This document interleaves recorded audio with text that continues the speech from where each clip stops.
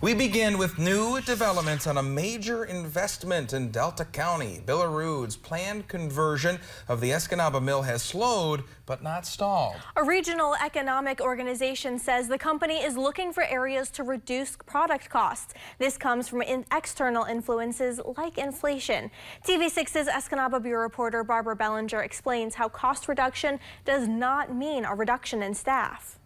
Billerud's plans for converting the Esky paper mill to produce cartonboard are changing, mainly due to economic impacts like inflation and rising construction costs. InvestUP CEO Marty Fitanti says one thing that won't change is staffing levels. We say that I've heard no conversation within the organization that there will be an adverse impact. It has every intention of moving forward and keeping those jobs secure. However, the company is reevaluating the original scope of the project. The main part of the looking and the reevaluating is in the high-end capital costs that are there to do such an enormous retrofit of this plant.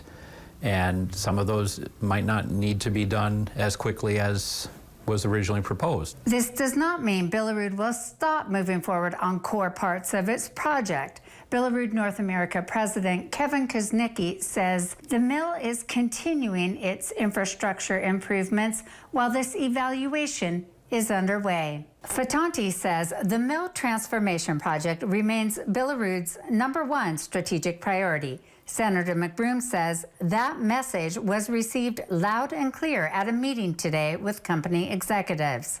Times have shifted some of those calculations and costs, but it was good to know that the company is still very committed to the area and to the project. McBroom says the company is applying for federal grant money to supplement what it is receiving from the state. Billerud anticipates releasing a revised project timeline by early next year. Barbara Bellinger, TV6 News, Escanaba.